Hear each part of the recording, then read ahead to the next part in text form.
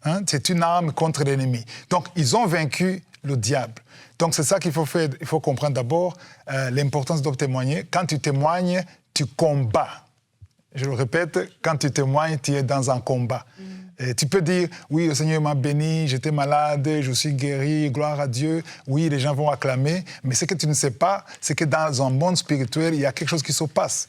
Parce que la parole de Dieu dit dans Éphésiens 6, 12, nous ne luttons pas contre la chair et le sang, mais nous luttons contre les dominations, les autorités, les princes de ce monde de ténèbres et contre les esprits méchants dans les lieux célestes. Donc il y a des esprits méchants. D'abord, il faut qu'on comprenne que toutes les maladies, bien sûr, c'est physique. Il y a des explications scientifiques, mais il y a toujours une explication spirituelle à toute maladie. Parce que nous voyons ça quand nous faisons la délivrance. Quelqu'un a un cancer, une autre maladie qui est physique, mais en priant, il y a des démons qui parlent. Oui, c'est vrai. Et se demande pourquoi est-ce qu'il y a des démons parlent alors qu'on croyait que c'est quelque chose de physique. Donc, tout ce qui est mauvais a une source diabolique. Alors, maintenant, je vais insister beaucoup sur ce verset, Apocalypse 12, verset 11, qui montre qu'on peut combattre le diable avec la parole qui est le témoignage. Quand tu parles de ce que Dieu t'a fait, il faut comprendre que le diable travaille avec le secret. Tout ce que Satan fait, c'est le secret. Il faut comprendre ça. Il travaille avec les ténèbres. Satan travaille avec le silence. Donc, quand tu te tais, tu caches, tu protèges ton ego, tu favorises quelqu'un qui s'appelle Satan. Ça calme, hein? Oui, ça calme. Et Dieu travaille avec... Donc, alors, je veux parler de contraste. Satan travaille avec le secret, mais Dieu travaille avec la lumière. Amen. Contraste. Satan travaille avec les ténèbres, mais Dieu travaille avec la proclamation. Amen. Satan travaille avec le silence, mais Dieu travaille avec la vérité déclarée. Amen. Il y a une des vérités, mais tu déclares. C'est quelque chose qui est vraiment très important. Alors maintenant, je vais vous montrer 3 avantages de témoigner. C'est très important, 3 avantages de témoigner. Et quand tu comprends ça, d'abord je vais dire qu'il y a beaucoup qui ne témoignent pas. Beaucoup, beaucoup. Moi, je le dis parce que je le sais. Oui. Je rencontre des gens qui disent « j'ai été guéri du cancer, du sida, tout ça. Est-ce que tu as témoigné ?» Non, je vais témoigner. D'abord, quand tu veux témoigner, beaucoup disent « c'était difficile. Je veux, chaque fois que j'essaie, ça ne marche pas. Parfois, j'ai peur, j'enregistre et j'efface. Pourquoi ? Ils ne comprennent pas qu'il y a un esprit qui s'oppose au témoignage. Voilà pourquoi les gens ne témoignent pas. Tu dis « je vais témoigner ». Tu vas dire « je vais faire ça le lendemain ». La semaine prochaine, et ça ne marche pas. Pourquoi ? Parce qu'il y a des esprits dans les lieux célestes qui s'opposent. Donc, la première chose, le premier avantage, c'est Dieu est glorifié quand tu témoignes. Donc, c'est ça le but de témoigner. Le premier, Dieu est glorifié parce que Dieu n'aime pas que ça reste entre nous. Quand Dieu a fait quelque chose, il faut en parler. Dernièrement, on était dans la conférence. Pentecôte, il y a quelques temps. Oui, alors on a parlé de Exode 14, comment le peuple de Dieu a traversé. Alors on a vu comment Dieu a combattu en faveur des Israélites pour combattre les Égyptiens, mais on a vu que Dieu les a regardés de la nuée. Ce n'est pas de n'importe où, c'est à partir de la nuée que Dieu a regardé l'ennemi et qu'il a combattu. C'est-à-dire que dans tous les combats qu'on a dans la vie chrétienne, Dieu combat pour nous. C'est Dieu. Le combat appartient à Dieu. Nous, nous prions, mais c'est Dieu qui combat. Mais pour que Dieu combatte, il combat toujours à partir de la nuée. La nuée, c'est quoi ? La nuée, c'est la gloire de Dieu, c'est la présence de Dieu. Amen. Alors, le témoignage attire la présence de Dieu. Le témoignage crée cette nuée spirituelle dans ta vie. Et quand moi j'ai vu ça personnellement, il y a beaucoup de choses, beaucoup de portes qui se sont ouvertes à travers le témoignage. Quand tu témoignes, tu invites Dieu à venir régner dans ta vie. Et il devient le roi. Et il combat pour toi. Moi j'ai vu des choses que Dieu a fait dans ma vie parce qu'il combat pour moi. Donc ça, c'est la première chose qu'il faut comprendre, que Dieu veut être glorifié. Un autre exemple que je peux donner concernant le témoignage, pour qu'on comprenne bien avec le temps de notre temps, le propriétaire de iPhone, compagnie iPhone, témoignage, moi je me dis, témoignage égale publicité. Donc iPhone fait tout pour protéger son nom. Et je ne sais pas si ça se passe encore ici au Canada, même aux États-Unis. Il y a un temps, je ne sais pas s'ils font ça toujours. Quand tu as iPhone, tu avais un problème aux États-Unis, il y a quelques années, tu as un problème technique, tu es avec ton téléphone, ils te disent amène le téléphone. Et au lieu de réparer, on te donne un autre. Je ne sais pas s'ils font encore ça. Donc ils faisaient ça, ils préfèrent perdre ça, mais pour protéger l'image. Okay. Ils font ça, ils font tout, ils te donnent une garantie 5 ans, ou parfois ils te donnent une période de garantie pour protéger l'image. Oui. Donc, de la même façon que l'iPhone protège son image, il fait tout. Si tu pouvais voir l'argent qu'on dépense dans les publicités, ils dépensent des millions oui. Pour protéger l'image. Donc, si tout le monde achète iPhone, je ne sais pas si ça se passe ici. Un jour, j'étais aux États-Unis, c'était iPhone, je ne sais pas, 15, 13, je ne sais pas. C'était ouvert, on avait annoncé la date de sortie. Mais le jour de la sortie, tu ne pouvais pas même passer. Il y avait que des centaines de personnes, presque 1000 personnes à la queue. Et moi, j'ai demandé à un ami, pourquoi est-ce qu'ils sont là? Ils veulent le iPhone, le nouveau. Et je dis, est-ce qu'ils n'ont pas un autre? Oui. Est-ce qu'il ne fonctionne pas? Il dit oui, mais ils aiment. Pourquoi? Pourquoi est-ce qu'ils aiment? Pourquoi est-ce qu'ils sont tellement passionnés? Quelqu'un m'a dit, parce qu'il y a une grande publicité. C'est la publicité qui a poussé à tous ces hommes et femmes de sortir pour chercher un iPhone qui est à jour. Donc la publicité, c'est ça qui pousse les gens à venir. Donc quand tu témoignes, tu fais la publicité de Dieu. Amen. Alors ici, vraiment c'est très important de comprendre que Dieu est glorifié quand tu témoignes. Et quand tu ne témoignes pas, tu refuses, tu dis je le ferai, ou ça n'a pas d'importance, il faut savoir que tu écoutes la voix de Satan. C'est Satan qui te dit de ne pas témoigner. Ça, c'est la première chose. Le premier avantage, Dieu est glorifié. Deuxième avantage, tu ouvres une porte à quelqu'un d'autre. Et ça, c'est très important. Moi, je te le dis en tant que celui qui prêche dans Kangoka. Nous avons des témoignages de lundi à samedi. Et lundi à vendredi, on a des témoignages 2 fois par jour. Il y a au moins 25, 22 minutes le matin et encore le soir. Mardi, soir. Le matin et le soir. 5 jours. Et même samedi matin. Tous les jours. Et ça fait au moins presque 10 ans, 9 ans qu'on fait ça. Et en Kirundi et en français. Et c'est toujours de nouveaux témoignages. Et tous ces gens qui témoignent, et les samedis, chaque semaine, il y a quelqu'un qui est guéri du sida, des cancers. Je ne peux pas parler de femmes qui étaient stériles. Des milliers de femmes qui ont mis au monde aujourd'hui. Et tout ça, c'est ça que j'explique aux gens, parce que les gens me disent « Non, mais toi, tu as l'onction, viens me toucher, je veux avoir un enfant. » Mais ce n'est pas moi. En fait, c'est la force qui vient du témoignage de ces femmes. C'est vrai. Donc maintenant, comme je l'ai dit le jour de Pentecôte, le record que nous avons, c'est une femme qui a accouché, qui a conçu après 36 ans d'austérité, et elle avait 60 ans. Alors, et ça faisait 8 ans qu'elle était dans la période de ménopause. Alors, qu'est-ce qui s'est passé pour cette femme?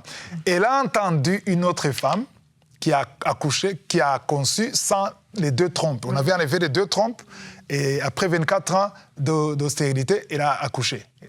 Et ça elle a juste entendu. Parce que vous vous souvenez de la femme qui a touché Jésus, dans Marc chapitre 5, verset 27, le verset dit « Ayant entendu parler de Jésus ».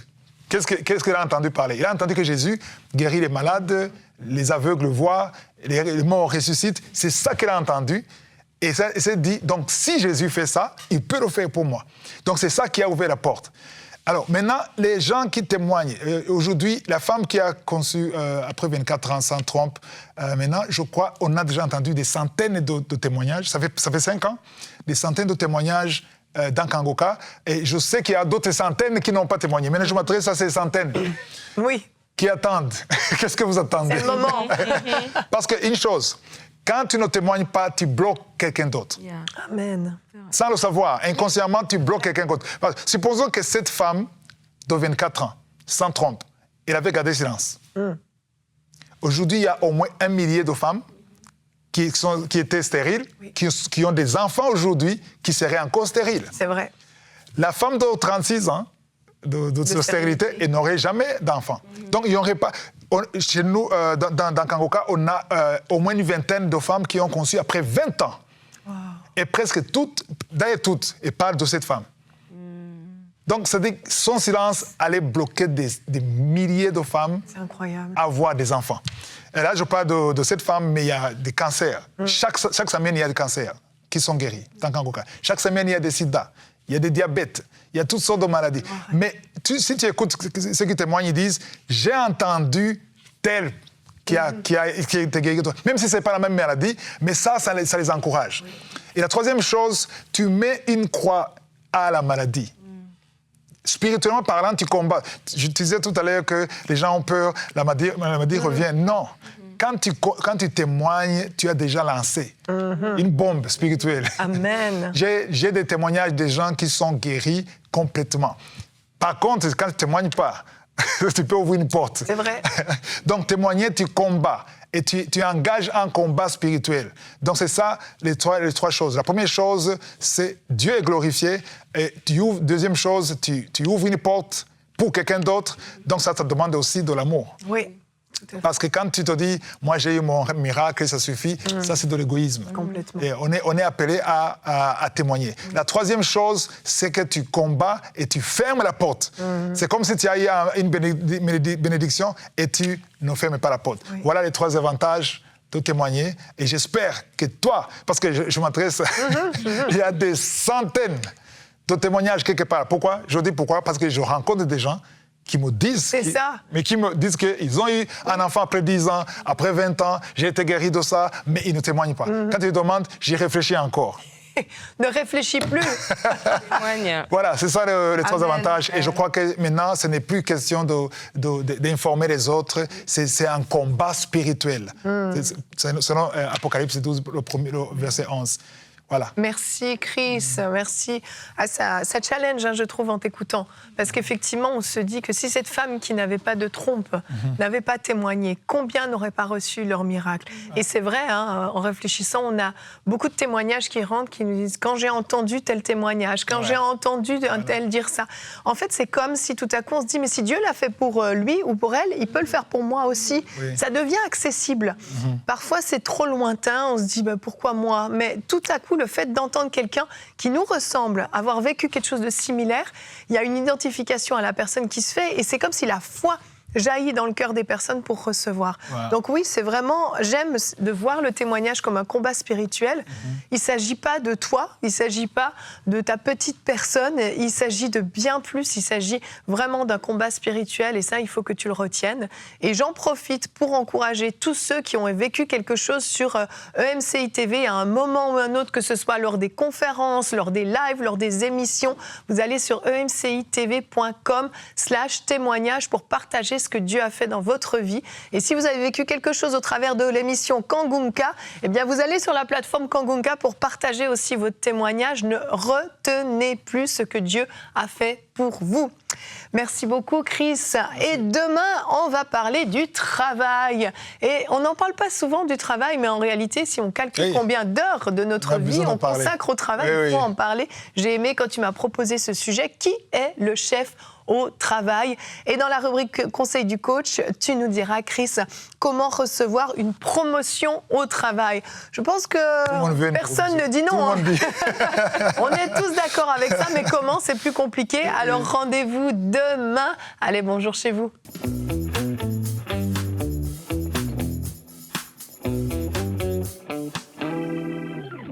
Shalom, shalom, je suis la sœur Martial, j'appelle depuis Paris. Le Seigneur a fait des grandes choses dans ma vie parce qu'il y a 10 jours ou 15 jours comme ça, je n'arrivais pas à marcher, j'étais très pas bien. J'avais mal à ma jambe parce que je suis décalée, j'ai une jambe qui est plus courte que l'autre, donc du coup, celle qui est courte, elle prend le poids de celle qui est longue. Et donc cette fois-ci, ça a été vraiment intense. Au départ, avant ça me faisait pas mal, mais ces 15 derniers jours, c'était l'horreur. Je ne pouvais pas courir derrière le train ou le bus. Je traînais ma jambe. Quand je dis que je traînais ma jambe, mais je traînais ma jambe. Mais Dieu est bon.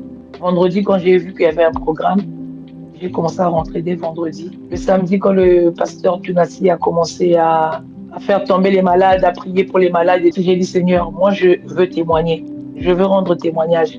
Lundi, je vais aller au boulot sans courir. Mais je ne sais pas comment il a fait, mais en tout cas, il l'a fait. Donc, du coup, il m'a béni. Là, ma jambe ne fait plus mal. Elle ne fait plus mal du tout. Donc, depuis mardi, je suis partie au boulot hier. Il n'y avait pas de problème. Aujourd'hui, mercredi, je suis partie. Il n'y avait pas de problème. J'ai couru derrière le bus. J'ai fait ce qu'il y avait à faire. Les escaliers que j'avais du mal à descendre, je suis descendue au 2e étage. Je suis montée au 2e étage sans problème. Vraiment, je rends grâce à Dieu. Que l'honneur lui revienne. Merci encore EMCI. Merci, que Dieu vous bénisse infiniment. Merci à toute l'équipe. Shalom, shalom, j'ai témoigné. Gloire à Dieu. Oh, merci Seigneur pour ces vies transformées. Merci pour ce que tu fais. Tu es merveilleux. Dieu est tellement bon. Dieu est incroyable. Et quand j'écoute ces témoignages, quand je vois ce que Dieu fait dans les vies de toutes les personnes qui nous écrivent, je me dis, il est fidèle. Dieu fait sa part sans aucun doute. Il soutient cette œuvre et il agit au travers des émissions. Maintenant, j'aimerais nous solliciter à pouvoir nous dire, mais moi, quelle est ma part dans cette œuvre? Quelle est ma part dans ce travail qui est fait? À EMCI, nous payons le prix. Nous ne comptons pas nos heures s'il le faut pour que le message soit diffusé, pour que des enseignements de qualité soient envoyés dans les foyers de la francophonie. Et chères familles des partenaires, vous faites votre part en soutenant cette œuvre, en semant mensuellement, vous faites votre part. Et j'aimerais maintenant faire un appel à chacun d'entre vous et que vous puissiez prendre le temps de vous dire, est-ce que moi aussi j'ai une part à jouer? Est-ce que moi aussi je peux devenir partenaire? Est-ce que je peux soutenir mensuellement cette œuvre? Alors prenez le temps de vous poser la question, de demander au Seigneur, est-ce que je dois être partenaire? Je suis convaincue que le Seigneur saura parler à vos cœurs. Peu importe le montant que vous décidez de donner, ça fera la différence. Et ce combo merveilleux de Dieu qui fait sa part et nous qui faisons la nôtre fera quelque chose d'extraordinaire. Que Dieu vous bénisse. Dès maintenant, rejoignez la famille des partenaires qui donnent pour voir des vies transformées partout dans la francophonie. Pour faire votre don, rendez-vous sur emcitv.com/don.